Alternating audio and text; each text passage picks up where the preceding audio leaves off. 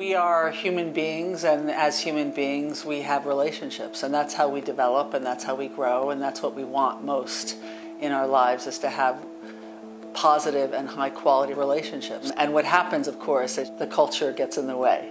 What we used to call the traditional ideology of masculinity is a recipe for early stress-related diseases, unhappiness, and violence. The secret of men, the conversations that do not take place among men, have to do with shame. And of course that is the pressure also. Am I man enough? Am I performing enough? Am I successful enough? Am I providing enough? Why are men in this country, especially middle-aged men, despairing? Why is it that the suicide rate has increased for them? Why is it that there's so much dysfunction and violence?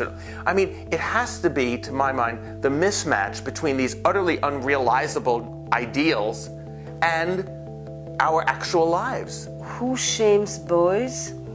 History, tradition, religion, parents, teachers, coaches, other girls, other boys. Even if you have never ever told your boy, don't cry, it doesn't take long for them to pick that up. The simple message that to be a man means you have to be emotionless. I mean, you could be angry possibly, but emotionless in the sense of invulnerable is traumatic, right? And that leads to essentially everything else.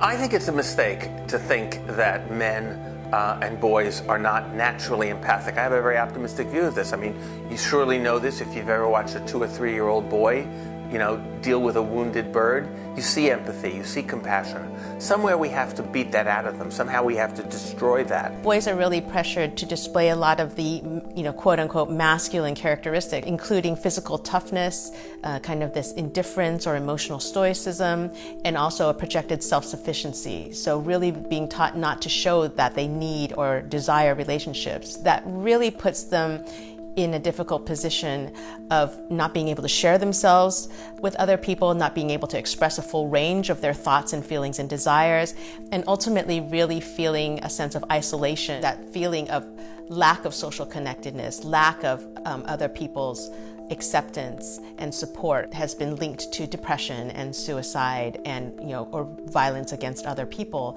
And I think that those feelings of isolation can really be detrimental both for the boys as individuals and to the people around them. We live in a culture that tells our sons to hide their emotions. We live in a culture that tells our daughters only certain kinds of emotions should be expressed. It is through the expression of emotions that we connect in relationship to others. In fact, emotions are born in those relational spaces between people. So if we tell our children, don't express emotions, what we're basically doing is limiting their capacity to form relationships. That sort of message that the boys tell us, as well as girls tell us, also is confirmed in the neuroscience and all sorts of evolutionary anthropology, that we are born naturally relational human beings. That's a natural state of how we are as humans. Charles Darwin even said the reason why we've thrived as a species is because of our social nature. Our problems are we live in a culture that defines not only manhood but also maturity in ways that actually disconnect us from our relationships.